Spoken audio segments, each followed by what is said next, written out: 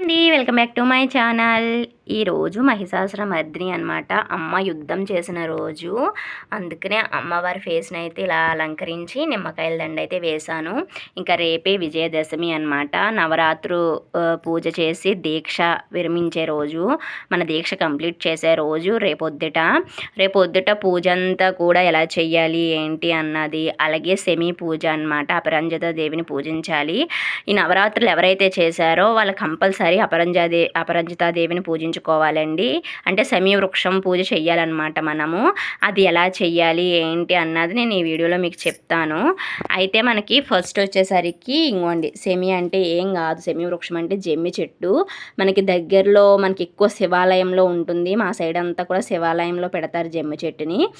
జమ్మి చెట్టు అనమాట. అక్కడి నుంచి వీలైతే మీరు మొక్క కొనుక్కొని తెచ్చుకోండి. నర్సరీస్లో అమ్ముతారు మొక్క జమ్మి చెట్టు అంటేను. ఒకవేళ జమ్మి చెట్టు కానీ మీరు మొక్క తెచ్చుకోవడం కుదరలేకపోతే కనుక ఇంకో ఇలా రొబ్బ కూడా తెచ్చుకోవచ్చు. వెళ్ళి మనకి ఊర్లో ఉంటుంది కదా జమ్మి చెట్టు, దాని నుంచి ఒక చిన్న రొబ్బ ఇరుచుకుని తెచ్చుకుని విజయదశమి రోజు అంటే రేపు పొద్దుట మనం పూజ అంతా కూడా మామూలుగా అమ్మకి చేసేసుకోవడమే. రాజరాజేశ్వరి దేవి అలంకరణ అనమాట. రేపు పొద్దుట నేనైతే రాజరాజేశ్వరి దేవిగా పూజించుకుంటాను. మార్నింగ్ సాయంత్రము ఏంటంటే 3:30 దాటాక 4-5 టైంలో అయితే ఇంకా అమ్మవారికి మరొకసారి అష్టోత్తర శతనామావళి పూజ చేసేసుకుని అమ్మకి పెరుగన్నం నైవేద్యం పెట్టేసుకుని తాంబూలం అంతా మీకు తెలుసు కదా, తాంబూలం ఇచ్చేసుకున్నాక అపరంజితాదేవి పూజ చేయాలన్నమాట. అంటే అమ్మవారికి ఉద్వాసన చెప్పక ముందే అపరంజితాదేవి పూజించాలన్నమాట. ఈ అపరంజితాదేవి ఎవరో కాదు, మన దుర్గమ్మ తల్లే అపరంజితాదేవి అనమాట. ఈ అపరంజితాదేవి పూజ దేనికి చేయాలంటే విజయానికి చేయాలండి. మనం శత్రువు మీద విజయం సాధించాలన్నా, సకల సంపదలు కలగాలన్నా, ఆయు ఆరోగ్యాలు కలగాలన్నా, ఈ యొక్క నవరాత్రి దీక్ష యొక్క ఫలితం మనకి దక్కాలన్నా ఈ సెమీ పూజ అనేది కంపల్సరీ చేయాలన్నమాట. అందుకే దేవీ నవరాత్రులు అయ్యాక గుళ్ళో కంపల్సరీ ఈ యొక్క సెమీ పూజ చేస్తారు. మనకి ప్రతి గుళ్ళోనే జరుగుతుందండి.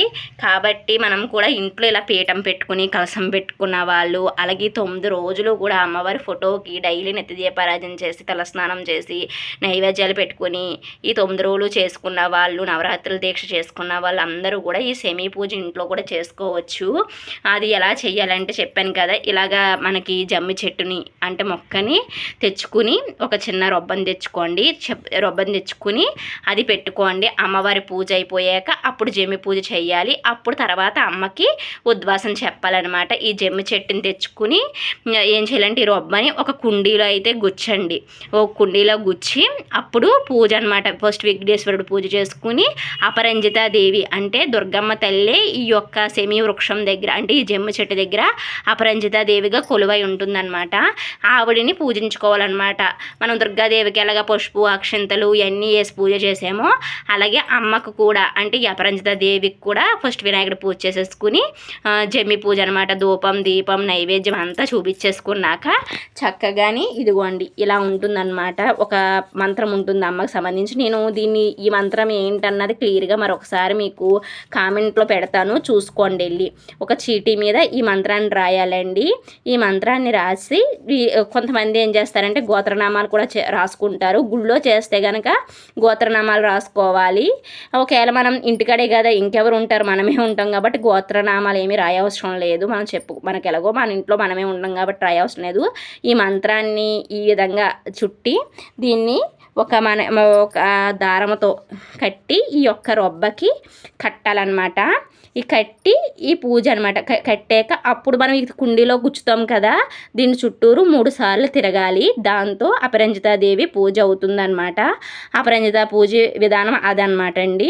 అప్పుడు అపరంజిత పూజ అయిపోయిన తర్వాత అప్పుడు మనం అమ్మవారికి ఉద్వాసన చెప్పాలి. ఈ అపరంజిత పూజ ఎంత మహిమగలదంటే పాండవులు అరణ్యవాసంలో ఉన్నప్పుడు కౌరవుల మీద యుద్ధానికి వెళ్ళేటప్పుడు వాళ్ళ ఆయుధాలను ఈ యొక్క సెమీ వృక్షం దగ్గర ఉంచి అపరంజితాదేవిని పూజించి విజయదశమి రోజు యుద్ధానికి వెళ్ళారంటండి. అప్పుడే పాండవులకు విజయం కలిగిందంట.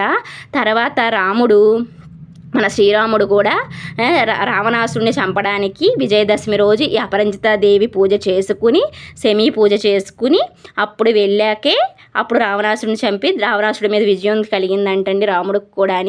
ఇలా మన యొక్క శత్రువులు శత్రునాశనం అవ్వడానికి, అలాగే మనం చేసే ప్రతి పనిలోనూ విజయం కలగడానికి ఈ యొక్క శమీ పూజ చాలా అవసరం అన్నమాట. అలాగే నవరాత్రి దీక్ష పూర్తి అవ్వాలన్నా కూడా మనం ఈ శమీ పూజ చేసిన తర్వాత నుంచే అమ్మవారి పూజ పూర్తవుతుంది. అప్పుడు మనం కలశాన్ని కదపాలి. ఉదయం మాటలు చక్కగా పొద్దున్నే ఎప్పుడులాగే దీపారాజన చేసేసుకోండి. పొద్దున్నే దీపారాజన చేసేసుకుని అమ్మకి చక్కగా రేపొద్దుట నైవేద్యము చక్కగా చలివిడి పానకం పెట్టండి, వడపప్పు. సాయంత్రం మాటలు అమ్మని పంపేటప్పుడు అప్పుడు పెరుగన్నం పెట్టుకుందురు.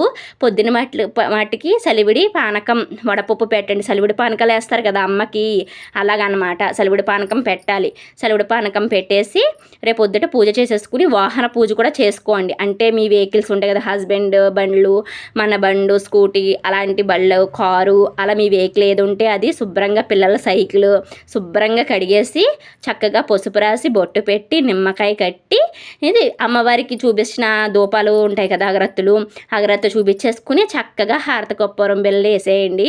అప్పుడు సాంబ్రాణి ధూపం వేయండి. అదే వాహన పూజ అనమాట. కంపల్సరీ వాహన పూజ చేసుకుంటారు విజయదశమి రోజు. చాలా మంచిదండి. అదొకటి మర్చిపోవద్దు. మార్నింగ్ చేసేసుకోండి. అమ్మ పూజ అయిపోయాక వాహన పూజ చేసేసుకోండి. ఏం పెద్దగా ఏం చేయవసరం లేదు. ఇప్పుడు నేను చెప్పాను కదా, జస్ట్ వాహనాలు కడిగేసుకుని బొట్టు పెట్టేసుకుని నిమ్మకాయలు కట్టి అగరత్తులు చూపించేసి ధూపం వేసేస్తే అదే వాహన పూజ అయిపోతుంది. తర్వాత అమ్మవారి గుళ్ళోకి వెళ్ళండి, చక్కగా దండం పెట్టుకోండి. అదంతా మార్నింగ్ పూజ అయిపోద్ది. ఇంకా సాయంత్రం 3:30 దాటాక ఇంక నేను చెప్పాను కదా శమీ పూజ చక్కగా అలా చేసుకోవచ్చండి ఇంట్లో. లేదు నాకు అసలు శమీ మొక్క దొరకలేదు, అలాగే మాకు దగ్గరలో ఈ మొక్కే దొరకలేదండి అనుకుంటే గనక చక్కగా ఇంట్లో దండం పెట్టుకున్నప్పుడు అపరంజితాదేవిని తలుచుకోండి.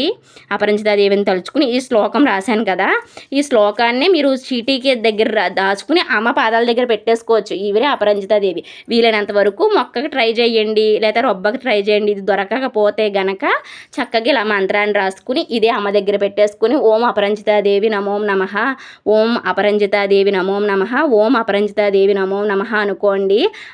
అది కూడా అపరంజితాదేవి పూజ అవుతుంది. లేకపోతే కనుక మీకు గుళ్ళో చేస్తారండి, కంపల్సరీ చెట్టు దాటుతారు. వీలైతే కనుక ఇలా చీటీ రాసేసుకుని గుడికి వెళ్తారు కదా, సాయంత్రం అట్లా చేస్తారు. సాయంత్రం గుడికి వెళ్ళినప్పుడు ఈ చీటీ ఆ మొక్కకి కట్టేయండి. ప్రతి గుళ్ళోనే ఉంటుందండి అమ్మవారి గుళ్ళో. రేపు పొద్దుట శమీ వృక్షము ఖచ్చితంగా ఈ యొక్క జమ్మ చెట్టుకి ఈ చీటీ రాసేసుకోండి. నేను ఈ చీటీలో ఏం రాసానన్న సూత్రాన్ని మీకు కామెంట్లో పెడతాను, వెళ్ళి చూసుకుని చక్కగా ఈ చీటీని దానికి కట్టేయండి. అదైతే మీకు బెటరు. ఇంకా గుడికి వెళ్ళే టైం కూడా నాకు లేదు అనుకుంటే కనుక ఇలా చీటీని రాసేసుకుని అమ్మ దగ్గర పెట్టేసుకుని అప్పుడు కలసం కదుపుకోండి. ఈ విధంగా అనమాట. మర్చిపోకుండా అపరంజితాదేవిని పూజించండి, శమీ పూజ చెయ్యండి, వాహన పూజ చెయ్యండి కంపల్సరీ అనమాట. చాలా మంచిదండి. అమ్మవారిని కదిపేటప్పుడు కూడా దీపారాజన గురించి మర్చిపోయాను మీతో చెప్పడము. దీపం ఉండగానే అమ్మవారిని కదపాలండి. దీపం గొనువైపోయాక అమ్మవారిని కదపకూడదు. మనం దీపారాజన ఉన్నాక అమ్మవారిని కదిపేయాలి. అమ్మవారిని సాగనంపేసాక అప్పుడు పూర్తిగా గొనువైపోయాక అప్పుడు మిగిలిన మనం ఇవన్నీ తీయాలి కదా, క్లీనింగ్ సెక్షన్ అంతా అప్పుడు చేసుకోవాలన్నమాట. దీపరాజును ఉండగానే అమ్మవారిని కదపాలి. దీపం గొనువయ్యాక అమ్మవారిని కదపకూడదు. దీపరాజును ఉండగానే ఫస్ట్ అమ్మవారిని కదిపేసుకున్నాక అప్పుడు దీపరాజును పూర్తిగా గొనువైపోయాక అప్పుడు మీరు ఫొటోస్ తీసుకోవడం, ఈ మిగిలిన పువ్వులు ఇవన్నీ తీయాలి కదా, ఇవన్నీ తీసుకోవడం చెయ్యండి. మర్నాడు శుక్రవారం వచ్చింది కాబట్టి మిగిలిన ఇవన్నీ వస్తువులు కూడా కుదిరితే ఆయాల సాయంత్రానికే నీళ్ళల్లో కడిపేసుకోండి గంగలోని. లేకపోతే గనక శనివారం కలుపుకోండి. ఇవండి విషయాలు. రేపొద్దుట మట్టికి చెప్పిన విషయాలు చక్కగా అర్థం చేసుకుని పూజించుకోవాలని కోరుకుంటున్నాను. సరే మరి ఉంటాను. Bye bye.